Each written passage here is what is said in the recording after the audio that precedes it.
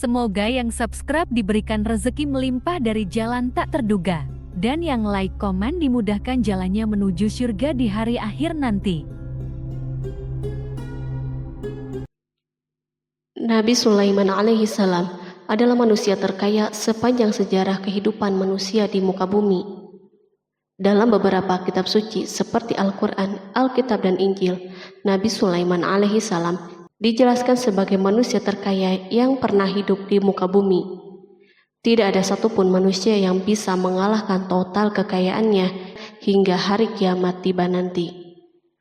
Para arkeolog telah menemukan situs peninggalan sejarah Islam yang mengungkap total kekayaan Nabi Sulaiman alaihi salam.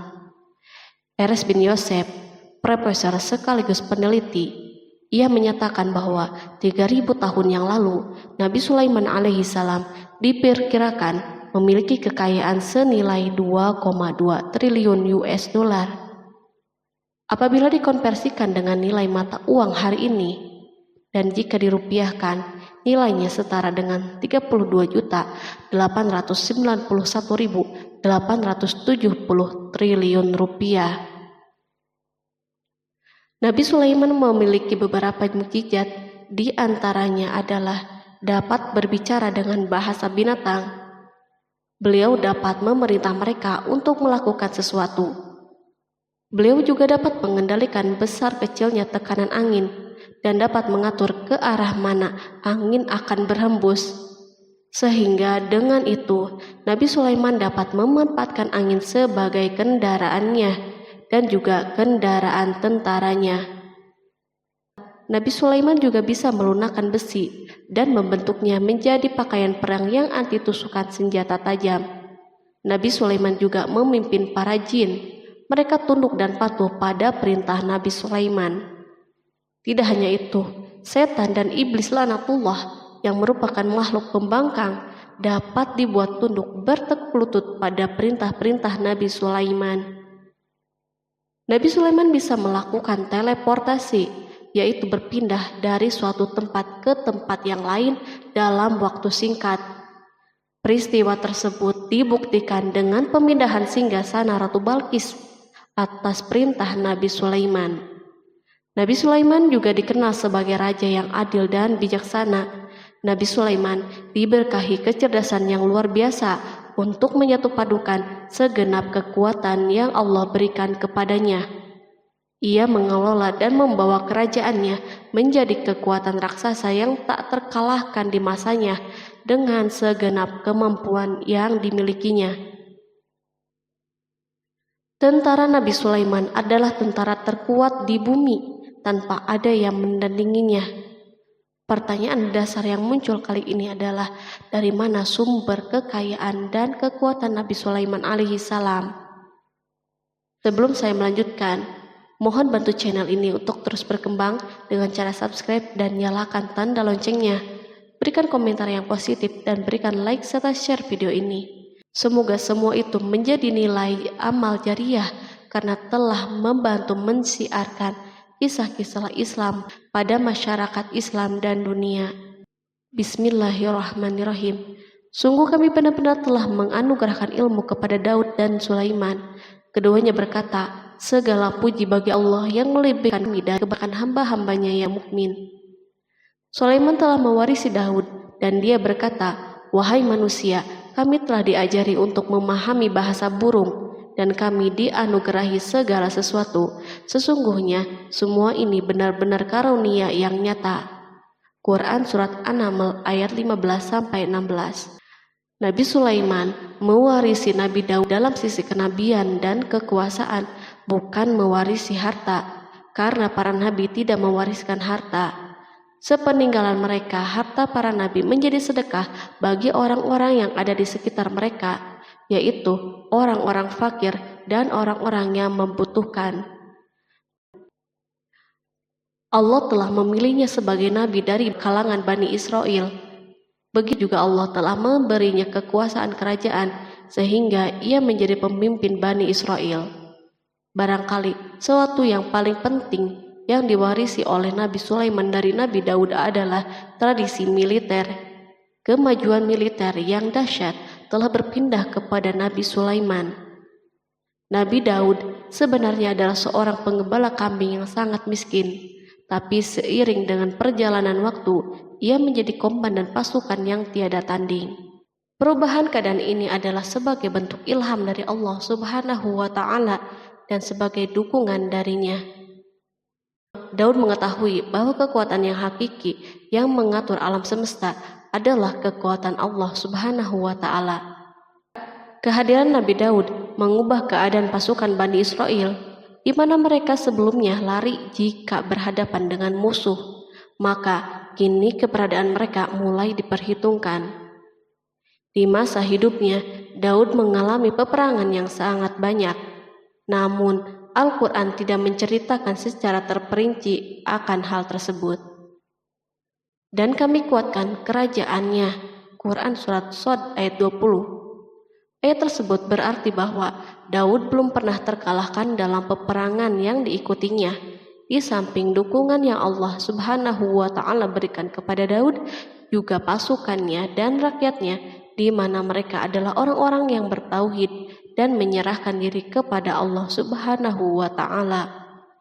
Allah Subhanahu wa Ta'ala mengungkapkan kepada Daud hal-hal yang menjadikan pasukannya memiliki keistimewaan yang dengannya mereka dapat mengalahkan pasukan-pasukan yang lain yang ada di bumi saat itu. Allah Subhanahu wa Ta'ala berfirman, dan kami telah melunakkan besi untuknya. Quran Surat Saba ayat 10. Sebenarnya baju besi yang dibuat untuk orang-orang yang hendak berperang cukup mengganggu gerakan mereka. Kita bisa membayangkan ketika ada dua orang yang berperang, yang satunya dapat bergerak dengan bebas, sementara yang lain tidak leluasa bergerak. Namun dengan kekuasaan Allah, Nabi Daud dapat melunakkan besi dan dapat membuat darinya baju besi yang ringan. Ini adalah kemajuan penting yang Allah berikan kepada Daud dan tentaranya. Kemajuan ini kini dimiliki oleh Nabi Sulaiman. Demikianlah Sulaiman memiliki pasukan yang dahsyat yang melebihi pasukan manapun di bumi saat itu. Bahkan Allah Subhanahu wa Ta'ala menambah karunia-Nya kepada Nabi Sulaiman. Dan Sulaiman telah mewarisi Daud dan dia berkata, "Hai manusia, kami telah diberi pengertian tentang suara burung dan kami diberi segala sesuatu. Sesungguhnya ini benar-benar suatu karunia yang nyata." Quran Surat An-Naml ayat 16. Pada suatu hari, Nabi Sulaiman menengadahkan tangannya dan berdoa kepada Allah Subhanahu wa Ta'ala. Antara hati Nabi dan Allah tidak ada penghalang, tidak ada jarak, tidak ada sekatan waktu, dan tak ada seorang pun dari para nabi yang berdoa kepada Allah kecuali doanya pasti terkabul. Kejernihan hati ketika mencapai puncak tertentu, maka ia akan menggapai apa saja yang diinginkan di jalan Allah Subhanahu wa Ta'ala. Dalam doanya Nabi Sulaiman berkata, "Ya Tuhanku, ampunilah aku dan anugerahkanlah kepadaku kerajaan yang tidak dimiliki oleh seorang pun sesudahku." Quran Surat Shad ayat 35. Sulaiman menginginkan dari Allah Subhanahu wa Ta'ala suatu kerajaan yang belum pernah diperoleh oleh siapapun setelahnya. Allah Subhanahu wa Ta'ala mengabulkan doa hambanya Nabi Sulaiman dan memberinya kerajaan tersebut. Barangkali orang-orang yang hidup di saat ini bertanya-tanya, mengapa Sulaiman meminta kerajaan ini yang belum pernah dimiliki oleh seorang pun setelahnya. Ambisi Sulaiman untuk mendapatkan kekuasaan atau kerajaan adalah ambisi yang ada di dalam seorang nabi, dan tentu ambisi para nabi tidak berkaitan kecuali dengan kebenaran. Ambisi tersebut adalah bertujuan untuk memudahkan penyebaran dakwah di muka bumi. Nabi Sulaiman sama sekali tidak cinta kepada kekuasaan ataupun ingin menunjukkan kesombongan. Namun beliau ingin mendapatkan kekuasaan untuk memerangi kelaliman yang menyebar di muka bumi. Perhatikanlah kata-kata Nabi Sulaiman kepada Balqis ketika beliau berdialog dengannya. Dan ketika Balqis datang, ditanyakanlah kepadanya, "Serupa inikah singgasanamu?" Dia menjawab, "Seakan-akan singgasana ini singgasanaku, kami telah diberi pengetahuan sebelumnya dan kami adalah orang-orang yang berserah diri. Quran Surat An-Naml ayat 42. Demikianlah kata-kata Sulaiman yang bijaksana, kata-kata yang membenarkan permintaannya untuk memiliki kekuasaan dan kekuatan. Sulaiman telah mengerahkan semua kemuliaan dan kekuasaannya dalam rangka menegakkan agama Allah Subhanahu wa Ta'ala dan menyebarkan Islam. Nabi Sulaiman mewarisi kekuasaan, kenabian, hikmah ilmu dari Daud. Orang-orang menyebut Sulaiman Al-Hakim atau Sulaiman yang bijaksana. Kebijaksanaan Nabi Sulaiman tidak terbatas pada keadilannya di tengah-tengah manusia dan kasih sayangnya kepada mereka. Namun kebijaksanaan Sulaiman juga berlaku di kalangan burung dan binatang-binatang lainnya. Nabi Daud juga mengenal bahasa burung, tetapi Sulaiman dapat berbicara dengan bahasa burung. Bahkan ia dapat menjadikannya sebagai pembantunya. Ketika Nabi Daud bertasbih, maka gunung-gunung dan burung-burung serta binatang buas pun ikut bertasbih bersamanya. Bahkan angin pun berhenti untuk mendengar tasbih ini. Sedangkan Nabi Sulaiman, Allah Subhanahu wa Ta'ala memberinya karunia lebih dari itu, di mana binatang-binatang buas tunduk padanya, begitu juga angin dan burung.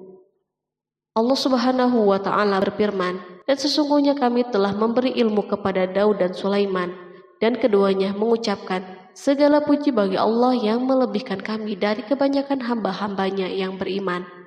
Dan dia berkata, hai manusia, kami telah diberi pengertian tentang suara burung, dan kami diberi segala sesuatu. Sesungguhnya semua ini benar-benar karunia yang nyata. Quran Surat An-Naml ayat 15-16. Nabi Sulaiman mampu mendengar bisikan semut yang berbicara dengan sesama mereka.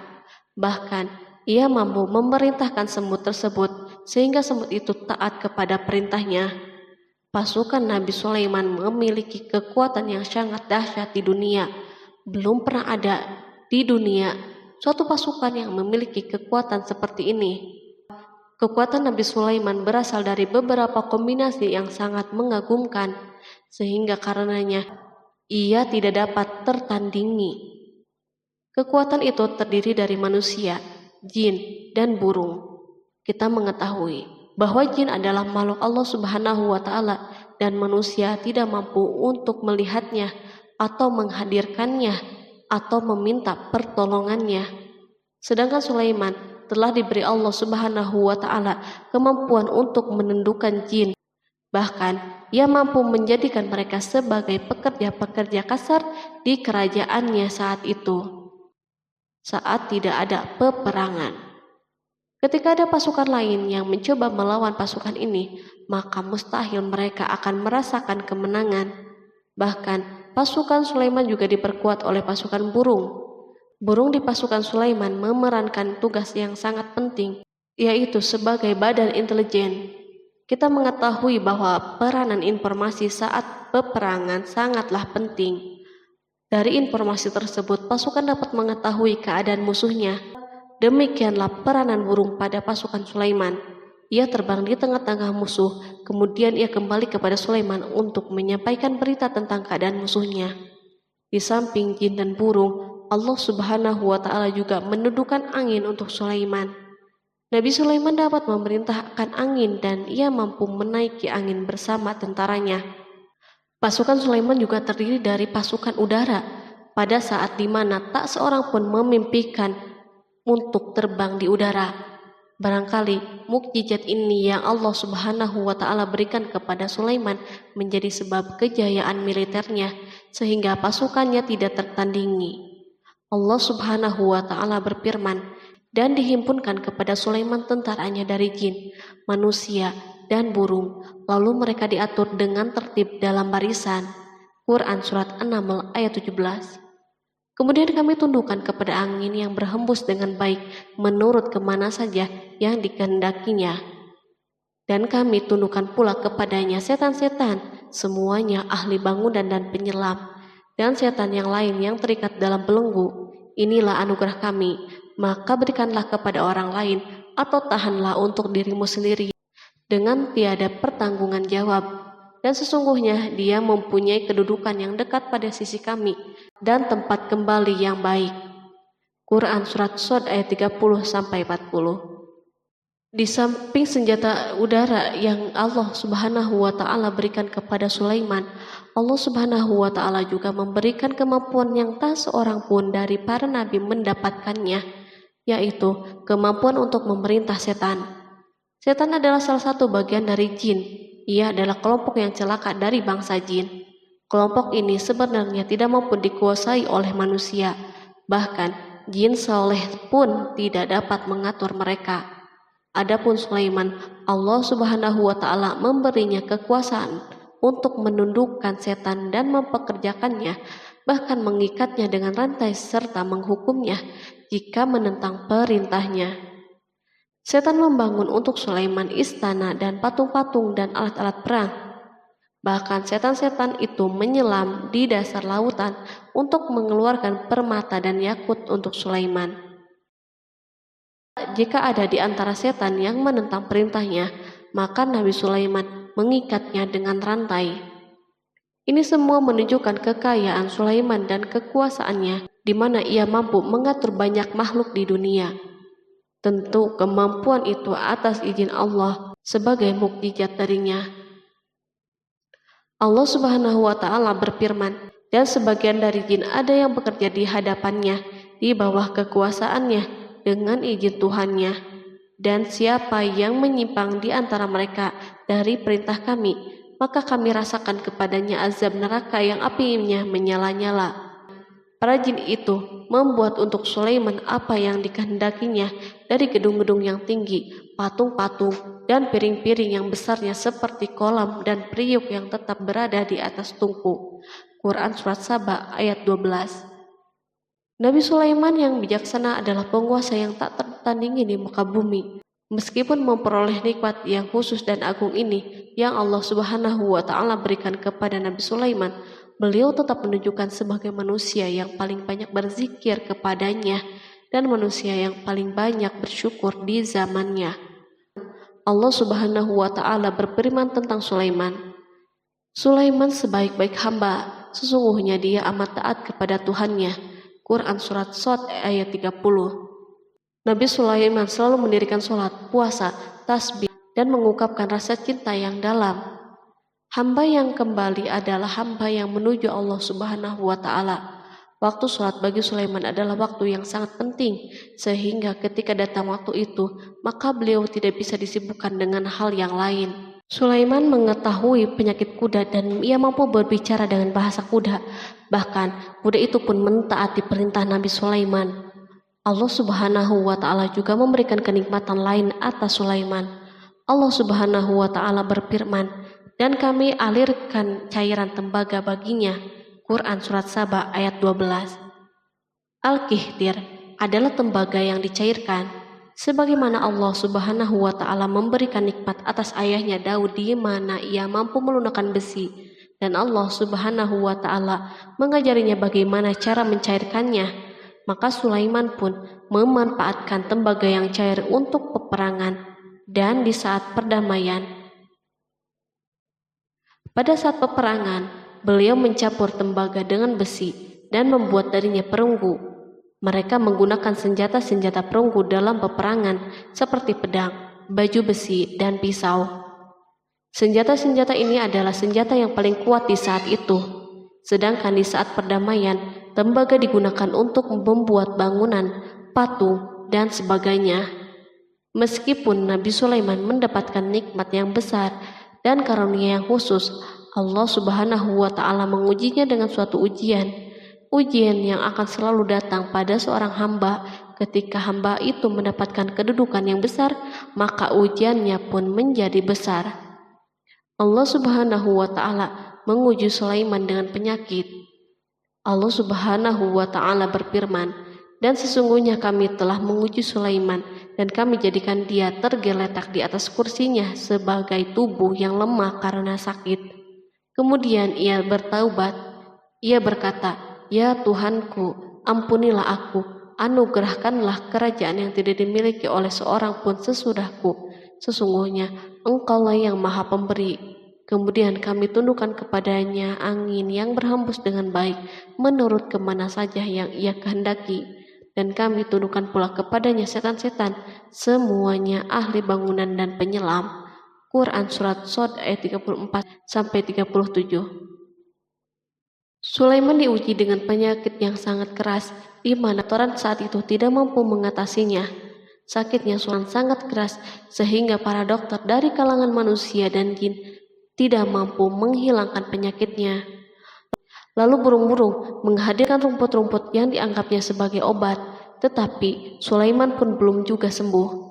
Semakin hari penyakit Sulaiman semakin menjadi-jadi, sehingga ketika Sulaiman duduk di atas kursi, ia duduk bagaikan tubuh tanpa roh, seakan-akan ia mati karena saking kerasnya penyakit yang dideritanya. Sakit yang diderita Sulaiman terus berlanjut untuk beberapa saat. Namun Sulaiman tidak henti-hentinya berzikir kepada Allah Subhanahu wa Ta'ala dan meminta kesembuhan kepadanya, serta beristighfar kepadanya, serta mengungkapkan rasa cintanya kepada Allah Subhanahu wa Ta'ala. Selesailah ujian Allah Subhanahu wa Ta'ala terhadap hambanya Sulaiman. Beliau pun sembuh.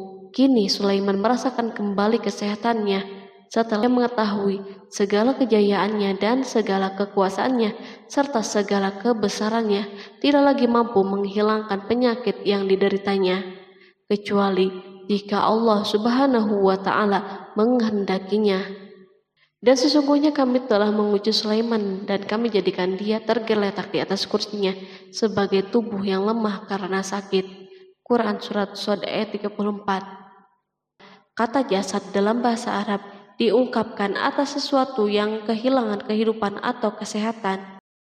Nabi Sulaiman telah membangun masjid atau tempat beribadah sehingga manusia menyembah Allah Subhanahu wa Ta'ala di dalamnya. Rumah ini menunjukkan keunggulan seni arsitektur dan seni pahat.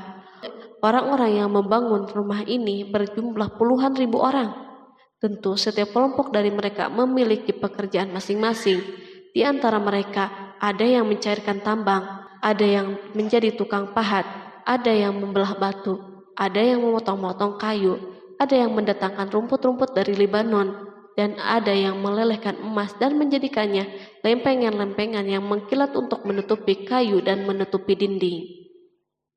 Bahkan golongan jin membantu pembangunan rumah tersebut, tentu dengan perintah dan bimbingan Nabi Sulaiman. Mereka membuat patung-patung yang besar dan membuat bejana yang besar untuk tempat makanan para tentara dan pekerja, yaitu bejana seperti gunung karena saking beratnya dan besarnya. Mereka juga membuat tempat-tempat minum yang besarnya seperti kolam.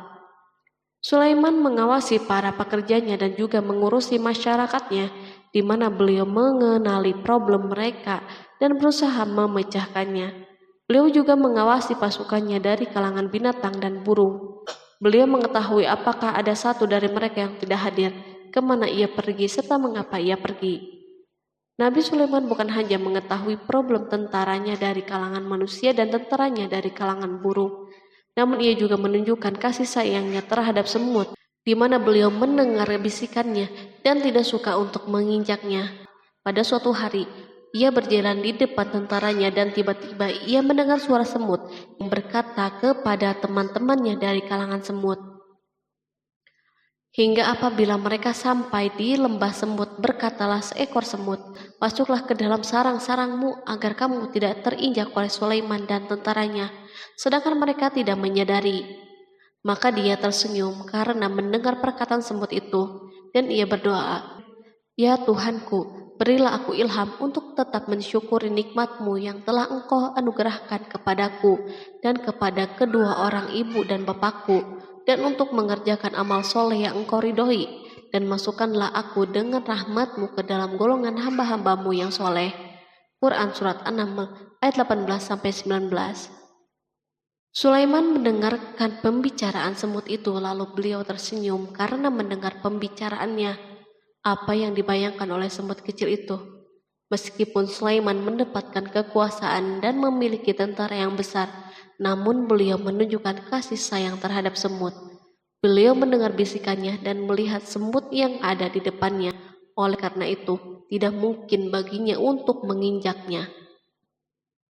Sulaiman bersyukur kepada Allah Subhanahu wa Ta'ala yang telah memberinya nikmat, yaitu nikmat rahmat dan nikmat kasih sayang.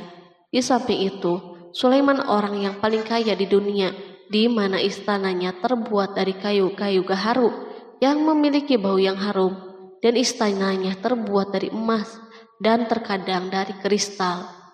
Beliau juga memiliki kursi besar yang dibuat dari emas dan permata. Istana Sulaiman merupakan istana yang paling besar di dunia.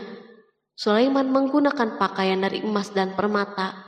Meskipun demikian, Sulaiman tetap menunjukkan sebagai hamba yang berserah diri dan rendah diri kepada Allah Subhanahu wa Ta'ala dan kepada manusia. Nabi Sulaiman yang merendahkan dirinya di hadapan Allah, dan ia selalu sujud kepada Allah sebagaimana ayahnya yang selalu bertasbih kepada Allah. Sulaiman selalu melantunkan lagu-lagu cinta ilahi dan hanya memuji Allah Subhanahu wa Ta'ala. Pada suatu hari, Nabi Sulaiman mengeluarkan perintahnya kepada pasukan untuk bersiap-siap. Sulaiman keluar memeriksa pasukannya satu demi satu. Pasukannya diteliti. Kelompok yang pertama adalah kelompok manusia. Sulaiman memerintahkan kesiapan mereka, lalu Sulaiman mengeluarkan perintah-perintahnya. Kemudian Sulaiman memerintah kelompok jin dan menyampaikan perintah-perintahnya. Beliau memenjarakan jin yang tampak bermalas-malasan saat bekerja. Lalu ia memeriksa binatang dan berkata pada mereka, apakah mereka sudah makan dengan baik dan tidur dengan nyenyak? Apakah ada yang mengadu kepadanya, misal karena penyediaan makanan yang tidak layak? Apakah di sana ada yang sakit dan sebagainya? Ketika Sulaiman merasa puas dengan semuanya, Sulaiman memasuki tenda tempat berkumpulnya burung. Belum lama, Sulaiman memasuki tenda tersebut dan mengamati keadaan di sekitarnya, sehingga ia mengetahui burung yang tidak hadir yaitu hudhud. Dan dia memeriksa burung-burung lalu berkata, mengapa aku lihat hudhud? Quran Surat An-Naml ayat 20. Burung-burung yang lain tampak terdiam sebagai tanda penghormatan dan akan mendengarkan apa yang akan dikatakan pemimpin mereka Sulaiman.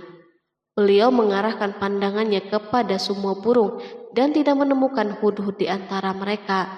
Tak seekor burung pun yang mengetahui keberadaannya. Sulaiman mulai menampakkan kemarahannya. Apakah dia termasuk yang tidak hadir?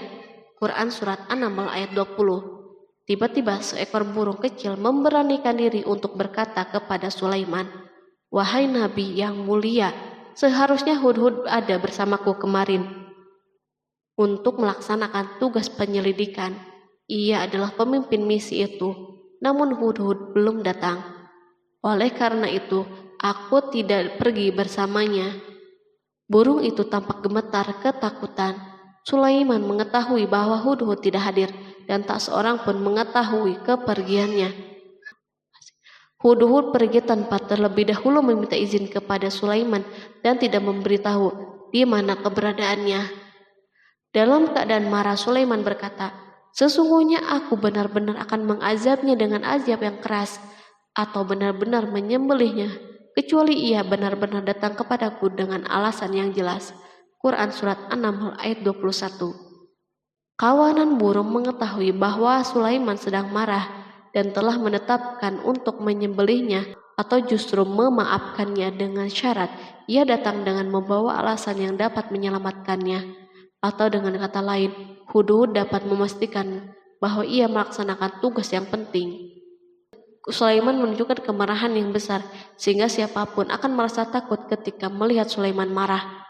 Meskipun beliau terkenal dengan kasih sayangnya, namun kemarahannya karena membela kebenaran. Kemudian beliau dapat melaksanakan ancamannya dengan cara yang mudah. Seekor burung tampak gemetar ketakutan melihat kemarahan Sulaiman. Lalu beliau mengeluarkan tangannya ke burung itu dan memegang-megang kepalanya, sehingga burung itu pun merasa tenang dan rasa takutnya hilang. Sulaiman pergi dari tenda burung itu dan menuju istananya. Sulaiman masih memikirkan keadaan hudhud. Seharusnya hudhud menjadi bagian penting dari badan intelijen.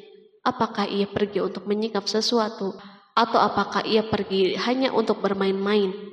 Sulaiman telah memperhatikan dan mengetahui bahwa Hudhud adalah seekor burung yang cerdik dan juga fasih berbicara. Terkadang Sulaiman mendapati Hudhud sedang bermain-main dan menunda pekerjaannya. Sulaiman melihatnya dan Hudhud memahami bahwa ini tidak benar, sebab ia tidak boleh mencampur adukan antara waktu serius dan waktu bermain. Akhirnya, tidak lama setelah kepergiannya, Hudhud tiba di tenda burung. Burung-burung yang lain berkata kepadanya, "Pergilah engkau ke tempat tuan kita Sulaiman. Jika ia mengetahui bahwa engkau telah sampai, maka jiwamu benar-benar terancam." Hudhud terbang dan menemui Sulaiman. Pada waktu itu, Sulaiman sedang berdiri dan telah menetapkan untuk memulai pembicaraan dengan. Pada waktu itu, beliau sedang duduk sambil makan. Hudhud berdiri dan telah menetapkan untuk memulai pembicaraan dengan Sulaiman sebelum beliau bertanya kepadanya kemana ia pergi. Ini sebagai bukti bahwa ia melaksanakan tugas penting. Lalu ia berkata, "Aku telah mengetahui sesuatu yang kamu belum mengetahuinya, dan kubawa kepadamu dari negeri Saba suatu berita penting yang diyakini." Quran Surat An-Naml ayat 22. Aku adalah Hudhud yang miskin, tapi aku mengetahui apa yang tidak engkau ketahui. Dan aku telah datang kepadamu dari kerajaan Saba dengan membawa berita yang sangat penting. Sulaiman tampak terdiam dan menunggu Hudhud menyelesaikan pembicaraannya. Hudhud mengemukakan perkataan yang sering disampaikan Sulaiman kepada manusia dan burung. Sesungguhnya aku menjumpai seorang wanita yang memerintah mereka, dan dia dianugerahi segala sesuatu, serta mempunyai singgasana yang besar. Aku mendapati dia dan kaumnya menyembah matahari selain Allah, dan setan telah menjadikan mereka memandang indah perbuatan mereka, lalu menghalangi mereka dari jalan Allah, sehingga mereka tidak dapat petunjuk, agar mereka tidak menyembah Allah yang mengeluarkan apa yang terpendam di langit dan di bumi, dan yang mengetahui apa yang kamu sembunyikan dan apa yang kamu nyatakan. Allah tidak Tuhan yang berhak disembah kecuali Dia, Tuhan yang mempunyai arsy yang besar. Quran Surat An-Naml ayat 23-26. Hudhud diam sejenak dan Sulaiman merasa bahwa Hudhud menunjukkan kefasihan lisannya dan berbicara dengan baik kepadanya. Hudhud mengemukakan perkataan yang sering disampaikan Sulaiman kepada manusia dan burung. Jelas sekali bahwa Hudhud mengulangi perkataan pemimpin kita Sulaiman sebagai usaha yang terakhir untuk memperoleh kasih sayang Sulaiman dan agar beliau puas dengan penjelasannya itu. Sulaiman berkata sambil menunjukkan senyum manis di wajahnya, "Akan kami lihat apakah kamu benar ataukah kamu termasuk orang-orang yang berdusta."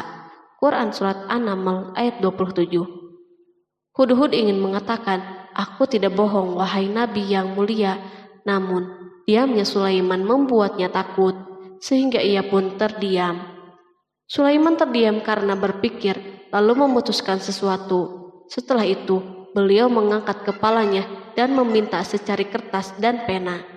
Sulaiman segera menulis surat singkat dan menyerahkannya kepada Hudhud serta memerintahkannya, "Pergilah dengan membawa suratku ini, lalu jatuhkanlah kepada mereka. Kemudian berpalinglah dari mereka, lalu perhatikanlah apa yang mereka bicarakan." Quran Surat An-Naml ayat 28. Al-Quran langsung menyebut keadaan kerajaan Balqis yang saat itu sedang membaca surat tersebut di depan para pembesar kerajaannya dan para menterinya. Berkata ia Balqis, "Hai pembesar-pembesar, sesungguhnya telah dijatuhkan kepadaku sebuah surat yang mulia. Sesungguhnya surat itu dari Sulaiman, dan sesungguhnya isinya dengan menyebut nama Allah yang Maha Pengasih lagi Maha Penyayang, bahwa janganlah kalian berlaku sombong terhadapku, dan datanglah kepadaku sebagai orang-orang yang berserah diri." Quran Surat An-Naml ayat 29-31. Dalam surat Sulaiman itu disebutkan, hendaklah mereka menyerahkan diri dan tunduk kepada perintahnya. Sulaiman memerintahkan agar mereka meninggalkan penyembahan terhadap matahari. Sulaiman tidak mempersoalkan akidah mereka dan tidak memuaskan mereka dengan apapun. Sulaiman hanya memerintahkan bahwa ia berada di atas kebenaran. Bukankah ia didukung kekuatan yang berlandaskan keyakinan yang dimilikinya?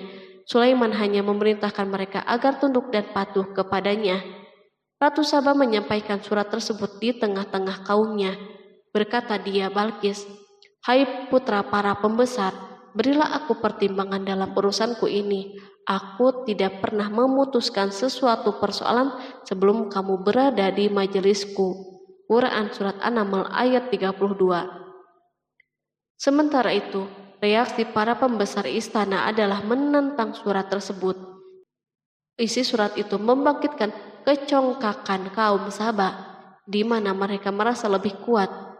Mereka mengetahui bahwa di sana ada orang yang mencoba menantang mereka dan mengisyaratkan peperangan kepada mereka. Lalu ia meminta kepada mereka untuk memenuhi syarat-syaratnya sebelum terjadinya peperangan dan kekalahan. Mereka menjawab, "Kita adalah orang-orang yang memiliki kekuatan dan juga memiliki keberanian yang sangat dalam peperangan, dan keputusan berada di tanganmu. Maka pertimbangkanlah apa yang akan kamu perintahkan." Quran Surat An-Naml ayat 33. Para pembesar kaumnya ingin berkata, "Kita siap untuk melaksanakan peperangan." Tampaknya ratu memiliki kebijakan yang lebih baik daripada pembesar kaumnya. Surat Sulaiman itu membuatnya berpikir lebih jernih dan hati-hati. Ia berusaha sebisa mungkin menghindari peperangan. Ratu itu berpikir dalam tempo yang lama. Nama Sulaiman tidak diketahuinya, dan ia pun belum pernah mendengarnya. Oleh karena itu, ratu tidak mengetahui kekuatannya. Boleh jadi Sulaiman memiliki kekuatan yang dahsyat sehingga mampu memerangi kekuasaannya dan mengalahkannya. Kemudian ratu memperhatikan apa yang ada di sekelilingnya. Ia melihat kemajuan masyarakatnya dan kejayaannya. Barangkali ia mengira bahwa Sulaiman iri terhadap kemajuan dan kekayaan ini, sehingga Sulaiman ingin menyerangnya. Setelah mempertimbangkan isi surat Sulaiman dengan cermat, Ratu Saba memilih untuk tidak bersikap ceroboh. Ratu itu lebih suka untuk menggunakan bahasa-bahasa kelembutan. Ia mengirim kepada Sulaiman suatu hadiah yang besar. Ratu mengira bahwa Sulaiman seorang yang ambisius, yang boleh jadi ia telah mendengar tentang kekayaan kerajaannya. Para utusan pergi dengan membawa hadiah dari Ratu Saba.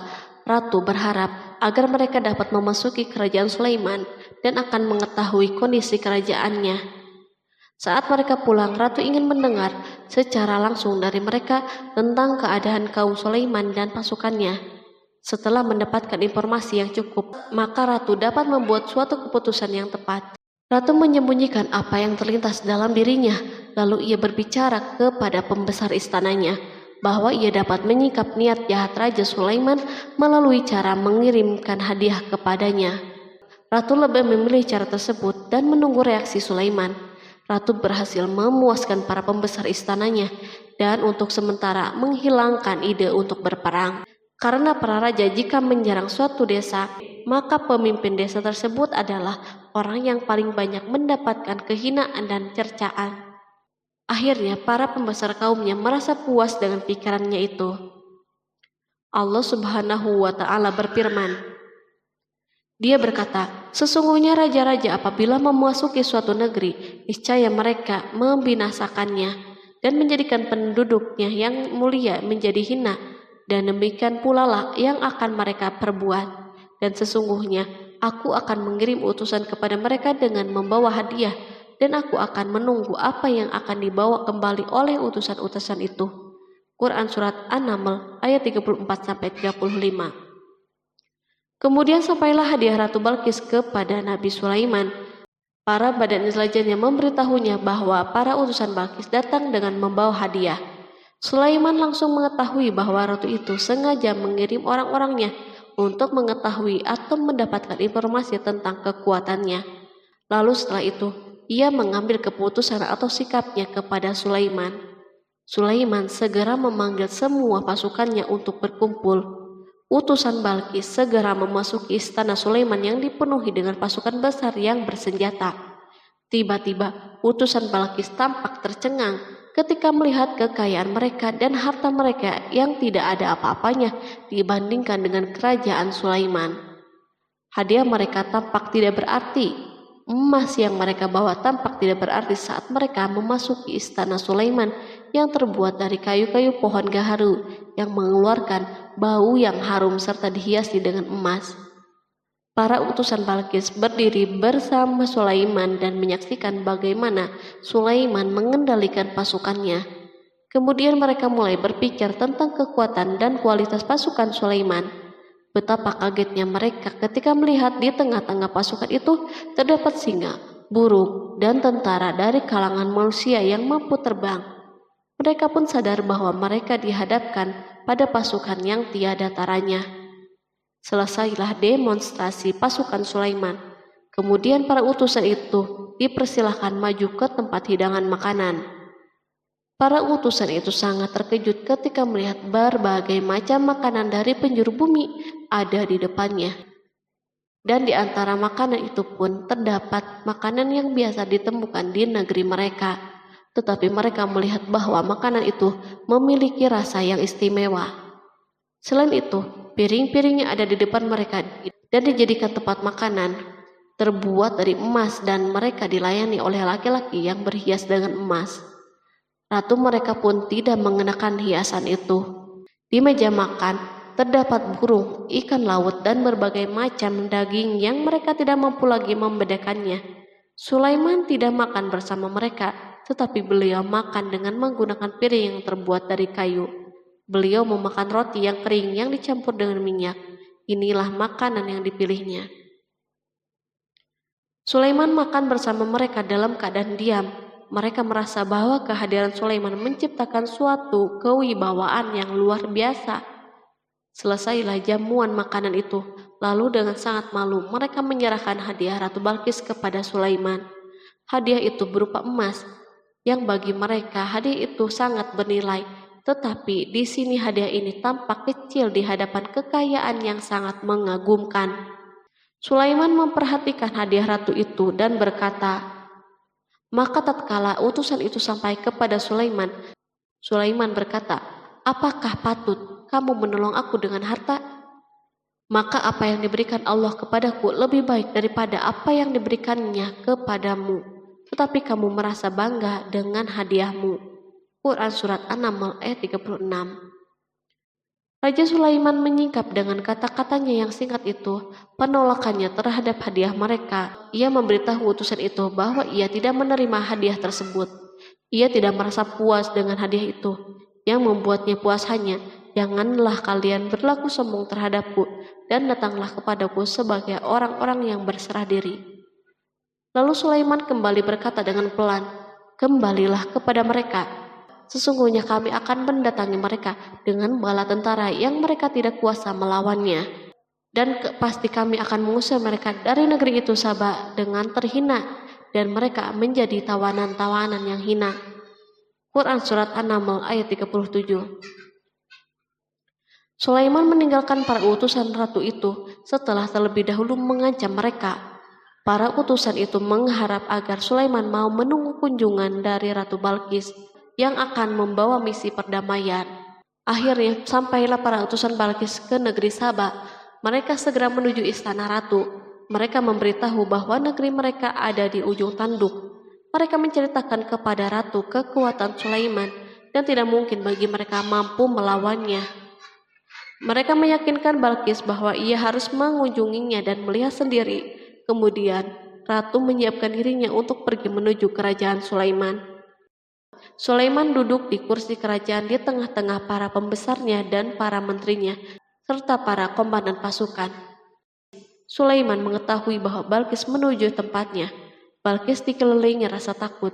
Sulaiman berpikir sejenak tentang bagaimana matahari disembah. Ia memikirkan bagaimana informasi yang diterima badan intelijennya tentang kemajuan kerajaan Balkis dalam bidang kesenian dan ilmu pengetahuan. Sulaiman bertanya kepada dirinya sendiri, apakah kemajuan menjadi penghalang untuk mengetahui kebenaran? Apakah ratu itu gembira dengan kekuatan yang dicapainya? Dan ia membayangkan bahwa kekuatan adalah segalanya. Dengan kemajuan yang dimilikinya, Sulaiman ingin membuat kejutan agar ratu mengetahui bahwa Islam yang diyakini oleh Sulaiman adalah satu-satunya yang mampu mendatangkan kemajuan dan kekuatan yang hakiki. sehingga ia dapat membandingkan antara keyakinannya dalam menyembah matahari beserta kemajuan yang dicapainya dan keyakinan Sulaiman juga beserta kemajuan yang diraihnya. Para intelijen Sulaiman telah memberitahunya bahwa hal yang sangat disegani dan dikagumi oleh kaum Balkis adalah singgasana Ratu Balkis. Singgasana itu terbuat dari emas dan batu mulia. Singgasana tersebut dijaga oleh para penjaga yang sangat disiplin, di mana mereka tidak pernah lalai sedikit pun. Oleh karena itu, sangat tepat bila Sulaiman menghadirkan singgasananya di sini, di kerajaannya, sehingga ketika ratu tiba, maka ia dapat duduk di atasnya. Sulaiman ingin membuat kejutan kepadanya dan menunjukkan bahwa kemampuannya tersebut yang berlandaskan pada keislamannya. Sulaiman melakukan yang demikian itu dengan harapan agar si ratu tunduk kepadanya. Ide ini terlintas dalam diri Sulaiman, lalu ia mengangkat kepalanya dan menoleh kepada anak buahnya. Berkatalah Sulaiman, "Hai para pembesar, siapakah di antara kamu sekalian yang sanggup membawa singgasananya kepadaku sebelum mereka datang kepadaku sebagai orang-orang yang berserah diri?" Quran Surat An-Naml ayat 38. Perhatikanlah ungkapan pikiran Nabi Sulaiman tersebut. Semua pemikirannya berkisar tentang keislaman para penyembah matahari, tentang bagaimana beliau dapat memberikan petunjuk kepada mereka di jalan Allah. Yang pertama menjawab pertanyaan Sulaiman itu adalah Ifrit dari kalangan jin, yang Allah Subhanahu wa Ta'ala telah menundukkan mereka kepada Sulaiman. Berkatalah Ifrit yang cerdik dari golongan jin, "Aku akan datang kepadamu dengan membawa singgasana itu sebelum kamu berdiri dari tempat dudukmu. Sesungguhnya aku benar-benar kuat untuk membawanya lagi dapat dipercaya." Quran Surat An-Naml ayat 39. Sulaiman berdiri dari tempat duduknya setelah 1 atau 2 jam. Namun jin itu berjanji kepadanya untuk menghadirkan singgasana Balkis sebelum itu. Istana Sulaiman berada di Palestina, sedangkan istana Balkis terletak di Yaman. Jarak antara singgasana tersebut dan singgasana Sulaiman lebih dari ribuan mil. Barangkali pesawat yang cepat sekalipun yang kita kenal hari ini tidak akan mampu membawa dan mendatangkan istana itu dalam waktu 1 jam. Tetapi masalahnya di sini berhubung dengan kekuatan jin yang misterius. Sulaiman tidak mengomentari sedikit pun terhadap apa yang dikatakan oleh Ifrit dari kalangan jin. Tampak ia menunggu tanggapan lain yang mampu menghadirkan singgasana Balkis yang lebih cepat dari itu. Sulaiman menoleh kepada seorang yang di sana yang duduk di atas naungan. Berkatalah seseorang yang mempunyai ilmu dari Alkitab, "Aku akan membawa singgasana itu kepadamu sebelum matamu berkedip." Maka tatkala Sulaiman melihat singgasana itu terletak di hadapannya, ia pun berkata, "Ini termasuk karunia Tuhanku untuk menguji aku, apakah aku bersyukur atau mengingkari akan nikmatnya. Dan barang siapa yang bersyukur, maka sesungguhnya dia bersyukur untuk kebaikan dirinya sendiri. Dan barang siapa yang ingkar, maka sesungguhnya Tuhanku maha kaya lagi maha mulia." Quran Surat An-Naml ayat 40. Belum lama, seorang yang mempunyai ilmu dari Alkitab menyatakan kalimatnya, sehingga singgasana itu berada di depan Sulaiman. Ia mampu menghadirkan singgasana itu lebih cepat dari kedipan mata, ketika mata itu tertutup dan terbuka. Al-Quranul Karim tidak menyikap kepribadian seorang yang menghadirkan singgasana itu. Al-Quran hanya menggarisbawahi bahwa orang itu mempunyai ilmu dari Alkitab. Al-Quran tidak menjelaskan kepada kita apakah ia seorang malaikat ataukah manusia ataukah jin. Perhatikanlah tindakan Sulaiman setelah adanya mukjizat ini. Beliau tidak merasa kagum terhadap kemampuannya yang luar biasa. Beliau tidak tercengang dengan kekuatannya. Beliau mengembalikan keutamaan tersebut kepada penguasa para penguasa, Allah Subhanahu wa Ta'ala, dan bersyukur kepadanya yang telah mengujinya dengan kekuasaan ini, agar ia dapat membuktikan apakah ia bersyukur atau mengingkari. Setelah Sulaiman bersyukur kepada penciptanya, ia mulai memperhatikan singgasana ratu. Merupakan simbol pembangunan dan kemajuan, tetapi tampaknya ia hanya sesuatu yang biasa saja dibandingkan dengan kekuasaan dan kebesaran ciptaan yang dibuat oleh manusia dan jin di kalangan istana Sulaiman. Sulaiman memikirkan dalam tempo yang lama singgasana Balkis. Kemudian beliau memerintahkan agar singgasana itu diperbaiki, sehingga saat Balkis datang, Sulaiman dapat mengujinya apakah Balkis dapat mengenalinya ataukah tidak. Dia berkata, "Ubahlah baginya singgasananya, maka kita akan melihat apakah dia mengenal ataukah termasuk orang-orang yang tidak mengenalnya." Quran Surat An-Naml ayat 41.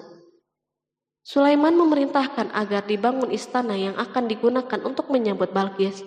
Sulaiman memilih tempat di laut dan ia memerintahkan agar dibangun suatu istana di mana sebagian besar terdiri dari air laut. Sulaiman memerintahkan agar lantai-lantai itu terbuat dari kaca yang tebal dan kuat, sehingga orang yang berjalan di atas istana itu akan membayangkan bahwa di bawahnya ada ikan-ikan yang berwarna-warni. Hudhud memberitahu Sulaiman bahwa Balkis telah sampai di dekat kerajaannya. Kemudian Balkis datang. Al-Quran tidak menyebutkan keadaan Sulaiman saat menyambut Balkis, namun Al-Quran justru menunjukkan dua sikap Balkis.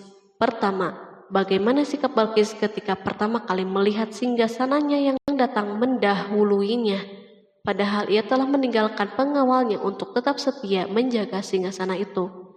Kedua, keadaan di depan istana yang penuh dengan permata yang berenang di bawahnya ikan-ikan. Dan ketika Balkis datang, ditanyakanlah kepadanya, "Serupa inikah singgasanamu?" Dia menjawab, "Seakan-akan singgasana ini singgasanaku. Kami telah diberi pengetahuan sebelumnya dan kami adalah orang-orang yang berserah diri." Quran Surat An-Naml ayat 42. Ayat tersebut menggambarkan kondisi dialog antara Sulaiman dan Balkis. Balkis melihat singgasananya dan ia tercengang saat mengetahui bahwa itu adalah singgasananya. Namun ia kemudian mulai ragu karena melihat tidak sepenuhnya itu singgasananya. Jika itu benar-benar singgasananya, lalu bagaimana ia datang mendahuluinya? Dan bila bukan singgasananya, maka bagaimana Sulaiman dapat meniru sepersis dan seteliti ini? Sulaiman berkata saat melihat Balkis mengamati singgasananya, "Apakah ini singgasanamu?" Setelah mengalami kebingungan sesaat, Balkis menjawab, "Sepertinya benar." Sulaiman berkata, "Kami telah diberi ilmu sebelumnya dan kami sebagai orang-orang yang muslim." Melalui pernyataan itu, Sulaiman ingin mengisyaratkan kepada Balkis agar ia membandingkan antara keyakinannya beserta ilmu yang dicapainya dan keyakinan Sulaiman yang muslim beserta pengetahuan yang diraihnya. Penyembahan terhadap matahari dan pencapaian ilmu yang dicapai oleh Balkis tampak tidak ada apa-apanya dibandingkan dengan ilmu Sulaiman dan keislamannya. Sulaiman telah mendahulinya dalam bidang ilmu karena keislamannya. Karena itu sangat mudah baginya untuk mengungguli Balkis dalam ilmu-ilmu yang lain. Demikianlah yang diisyaratkan pernyataan Sulaiman kepada Balkis. Ratu Saba itu mengetahui bahwa ini adalah singgasananya, di mana singgasana itu datang lebih dahulu daripada dirinya. Beberapa bagian darinya telah diubah saat Balkis masih berjalan menuju tempat Sulaiman. Ia berpikir kemampuan apa yang dimiliki oleh Nabi Sulaiman. Balkis tercengang melihat apa yang disaksikannya yang merupakan buah dari keimanan Sulaiman dan hubungannya dengan Allah Subhanahu wa Ta'ala. Sebagaimana Balkis tercengang ketika melihat kemajuan dalam bidang pembangunan seni dan ilmu, maka ia lebih kagum lagi saat melihat hubungan yang kuat antara keislaman Sulaiman dan ilmu serta kemajuannya. Dan apa yang disembahnya selama ini selain Allah mencegahnya untuk melahirkan keislamannya, karena sesungguhnya dia terdahulu termasuk orang-orang yang kafir. Bergoncanglah dalam benak Balkis ribuan hal. Ia melihat keyakinan kaumnya runtuh di hadapan Sulaiman. Ia menyadari matahari yang disembahnya merupakan ciptaan Allah Subhanahu wa Ta'ala, di mana dia menggerakkannya untuk hamba-hambanya. Lalu terbitlah matahari kebenaran pada dirinya. Hatinya diterangi oleh cahaya baru yang tidak akan tenggelam seperti tenggelamnya matahari. Masa keislamannya hanya menunggu waktu. Balkis memilih waktu yang tepat untuk mengumumkan keislamannya.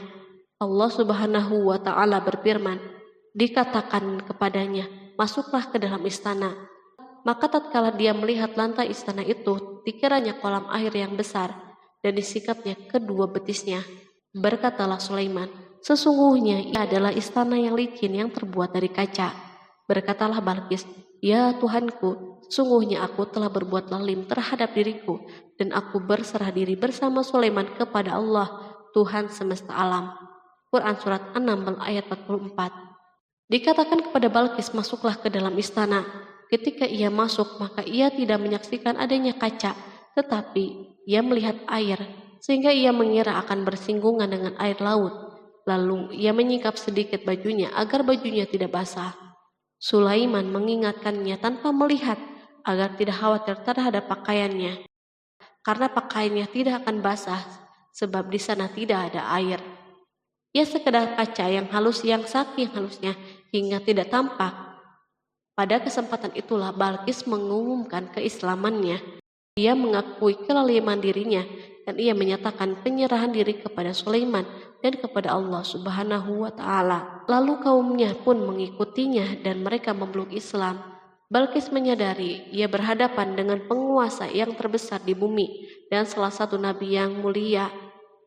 Untuk pertama kalinya wajah Sulaiman dihiasi dengan senyuman yang menunjukkan kepuasannya sejak Balqis mengunjunginya. Demikianlah Sulaiman mewujudkan kejayaannya yang hakiki dan menyebarkan cahaya Islam di muka bumi. Al-Quran tidak menyebutkan kisah Balqis setelah keislamannya. Para ahli tafsir mengatakan bahwa ia menikah dengan Sulaiman. Selain itu, ada yang mengatakan bahwa ia menikah dengan salah satu orang dekat Sulaiman. Ada juga yang mengatakan bahwa sebagian Raja Habasyah adalah keturunan dari buah perkawinan ini. Sulaiman hidup di tengah-tengah kejayaan dan kemuliaan di muka bumi.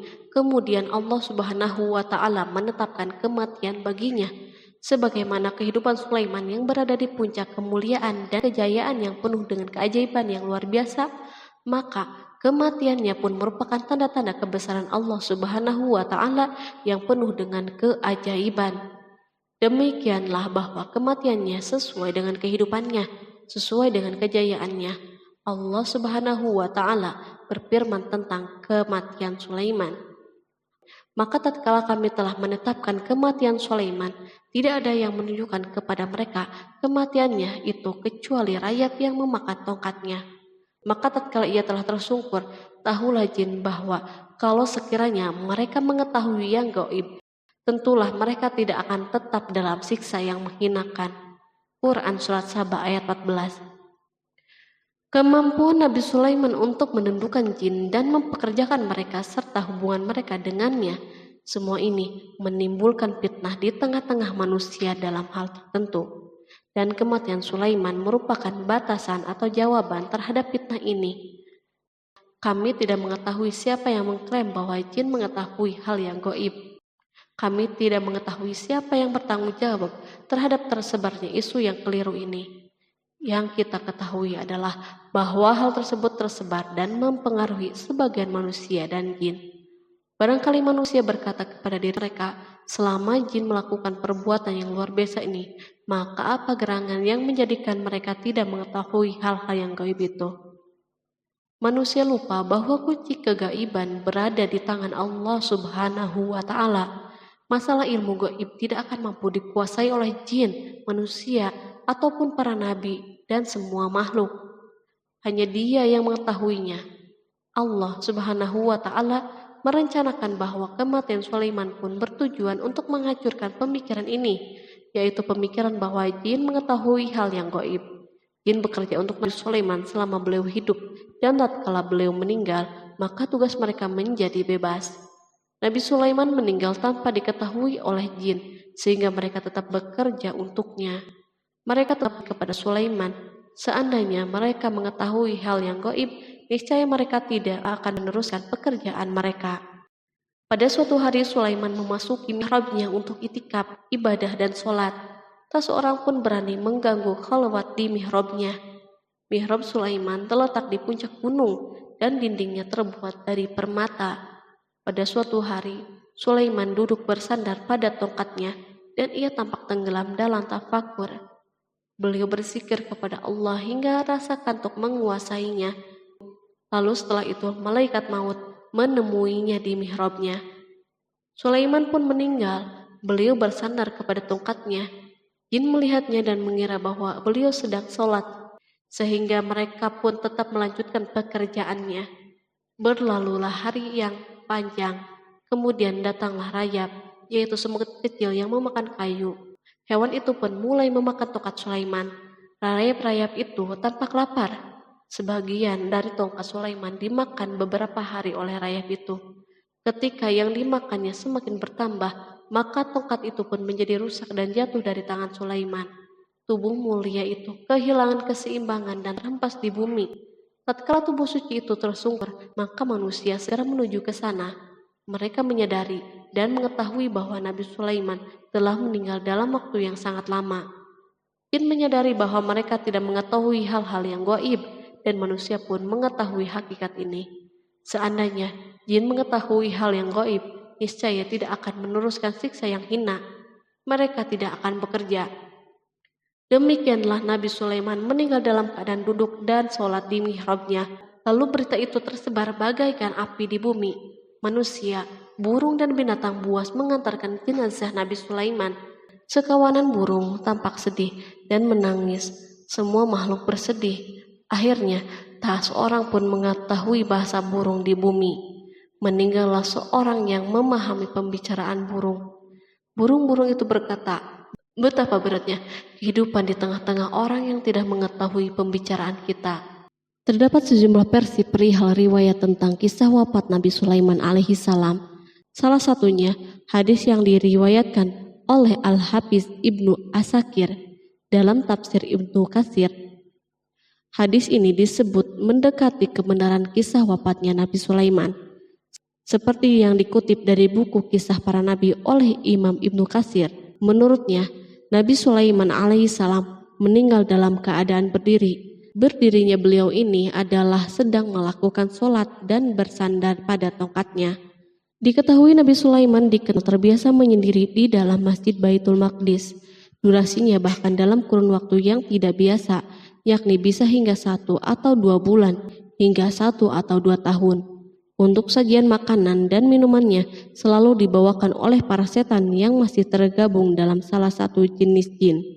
Hingga suatu ketika mereka membawakan makanan dan minuman seperti biasa, namun tidak mengetahui bahwa Nabi Sulaiman telah wafat. Pada hari wafatnya, Nabi Sulaiman mendatangi sebuah pohon yang tumbuh di Baitul Maqdis.